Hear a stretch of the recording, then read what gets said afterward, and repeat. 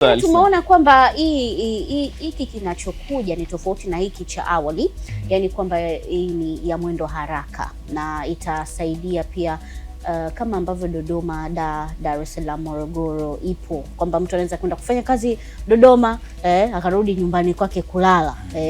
Hii ya huku pia unaona nini kibiashara? Kibiashara, mkoa wa Kigoma kihistoria ndio mikoa 15 ya mwanzo kuanzishwa. Umeanzishwa mwaka 1963. Ni mkoa ambao ni mkubwa toka tulipopata uhuru wa Tanganyika. Lakini kimaendeleo huenda tukasema ulikuwa wa mwisho. Kwa mfano mikoa ambayo ilianzishwa karibuni hapa unaona kama Njombe, umeona imeshakuwa kwa nini? Kwa spidi. Sasa nini cha kuona katika mafanikio? Kwamba moja ya sababu, mimi nimeishi Kigoma. Nimeishi wilaya zote zile. Zamani kulikuwa na wilaya 3, baadaye kukawa na wilaya 6 na halmashauri 8. Kasulu kule, Kibondo, pote Kakonko, Uvinza. Sababu kubwa ya Kigoma kutokuwa na muamko ni miundombinu ya barabara, miundombinu ya kufikika. Zamani sisi tulikuwa tunasafiri 2009, ukipanda Kigoma tulikuwa tunasindikizwa na escort polisi kwenye magari kwa ajili ya nini ya kutekwa. Ikaenda ile, nashukuru awamu ya 4 Mheshimiwa Kikwete akapambana mpaka ile issue ikafanyaje? Ukienda kwenye treni hivyo hivyo. Sasa uwekezaji ulikuwa mdogo Kigoma. Na ukiangalia pato la Kigoma kwa mfano unafika hatua, sisi tulivyokuwa tunaishi mchele unafika hadi kilo moja shilingi 800. Umepanda sana 1400, 500.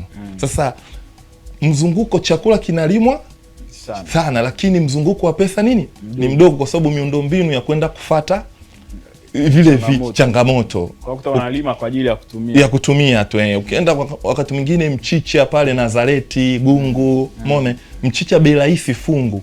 Umeona matunda, ndizi za 1000 unachukua nyingi. Umeona Kamala kule, Ruiche, Simbo, pote. Sasa hiki kinasaidia ni nini? Kuwa na miundombinu ya haraka. Maana yake wawekezaji, kwa mfano kama ile treni imesema kutoka Dar es Salaam ikikamilika mpaka Kigoma masaa 8. Tulikuwa tunatumia masaa, kwa basi tunatumia masaa, zamani ilikuwa masaa takriban 30. Ile njia ya Kahama baada ya mabadiliko kupita ya Pamanyoni ya Itigi ndio kukaa kidogo masaa 17.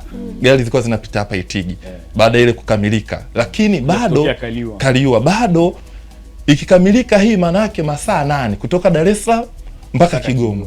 Maana yake mimi nina uwezo wa kwenda na kurudi. Serikali inaposema kwamba huu ni mradi wa kimkakati, inakuwa inatafsirikaje?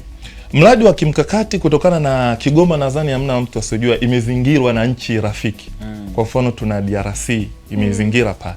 Na hakuna mtu asiyojua mizigo kutoka DRC, kopa, nadhani unafahamu. Kama tutakuwa na mradi wa kimkakati, maana yake kutoka sasa hivi Dar es Salaam mpaka Kigoma takriban siku 30. Kama tutakuwa na mradi wa kimkakati, nadhani siku 3 itakuwa ni rahisi kuingia Kongo. Umeelewa hapo? Maana yake tunavuta nchi rafiki na kuwa na kitu kimoja. Lakini tuna Rwanda na Burundi. Wenzetu wa Rwanda wanayo hizo treni. Kwa hiyo mradi wa kimkakati ni mradi ambao hakikisha ule mkoa kujiimarisha kiuchumi. Ni kweli hakuna mtu asojua mkoa wa Kigoma ulitakiwa uwe ni best katika uchumi. Ni mkoa ambao unasifika kuwa na vyanzo vizuri. Ukienda kwa mfano Ruiche, ndio mpunga unalimwa sana. Mwandiga ukienda kule Manyovu, wewe nanasi ya Kigoma Manyovu, yani ukija kuileta huku ndugu yangu hatari, yani ni tamu vibaya mno. Kwa hiyo unakuta wanakosa fursa, mazao yao yanaishia pale. Na ndio maana mzunguko wa pesa wa Kigoma ni mdogo. Na ile inasaidia wakati fulani hata watumishi wakipangiwa maeneo yale walikuwa wanaondoka, kwa sababu unakuta kutoka Kigoma kwa mfano mtumishi labda kwao ni Arusha, alafu amepangiwa Kigoma, hiyo route yake unaijua hiyo. Yani mshahara wenyewe unaishia njiani. Kwa sababu aikute mpaka Singida, alafu Singida aende Moshi. Kwa mfano mzazi wake yuko Moshi, akipata matatizo ya msiba, akipata matatizo yoyote au mama anaumwa, anaichukia Kigoma. Lakini kuwepo na hiyo reli itasaidia mtu anajua, nasema mimi hata kama nimepangiwa Kigoma na kwetu tunaishi Dar es Salaam, uhakika wa treni ipo masaa 8 naenda kufanyaje? Kufanya shughuli zangu, nikimaliza kesho yake narudi. Kwa hiyo ni mradi wa kimkakati, ni lazima utulivu na uadilifu uwepo ili kuhakikisha Kigoma inarudi kama mwanzoni. mradi huu ukawa umeshakamilika na kuweza kusaidia kwa kiasi kikubwa ama kurahisisha kuifikia Kigoma kutokea Pwani, kutokea Dar es Salaam, unadhani kipi ambacho kitaenda kubadilisha taswira ya Kigoma sasa? Itakuwa ni mikoa ya uwekezaji, kwa sababu ukienda kwenye chati ya mikoa ya uwekezaji Kigoma unaweza ukakuta 20. Mfano mkoa wa kwanza mna mtu usijua Dar es Salaam. Watu wengi wanatamani kuwekeza Dar es Salaam, wana asilimia takriban 34 katika zile za uwekezaji. Mtu akija kwa sababu miundombinu. Mkoa wa pili Pwani wana asilimia 21. Wanafuata Arusha wana asilimia 7 za uwekezaji. Lakini Mwanza na Morogoro ni mikoa ambayo inafikika ya uwekezaji. Sasa kama kutakuwa na miundombinu rahisi ya uwekezaji, maana yake viwanda rafiki vitaenda kule. Tutapunguza kuwa na viwanda hapa, labda mfano Pwani. Pwani ndio mkoa ambao unaongoza kwa nini?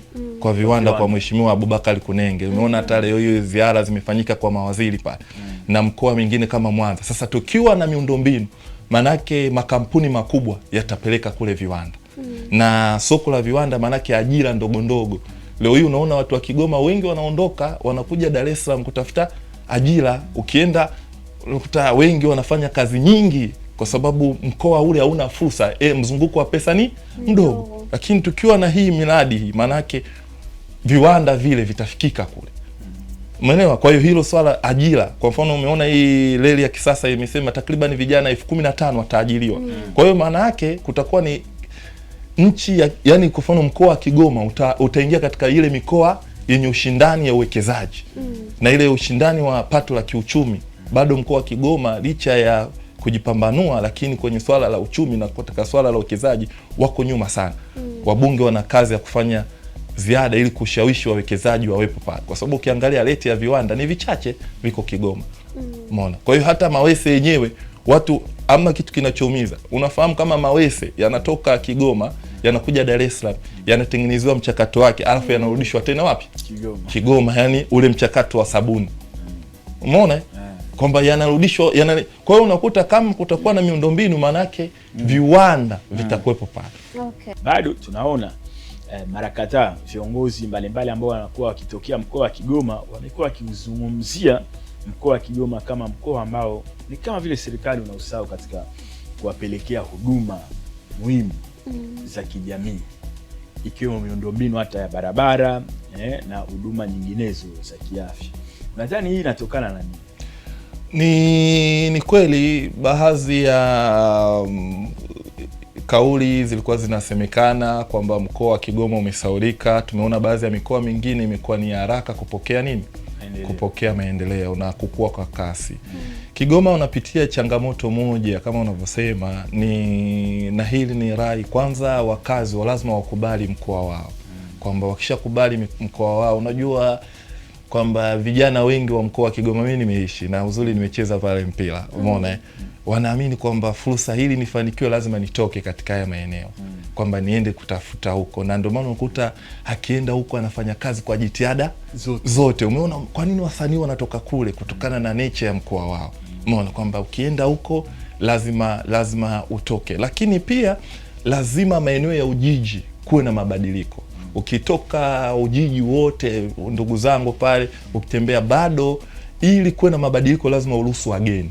Mkoa wa Kigoma bado kuna changamoto ya kuwaruhusu wageni. Ukienda Kahama imekuwa kwa ajili ya kuwaruhusu wageni.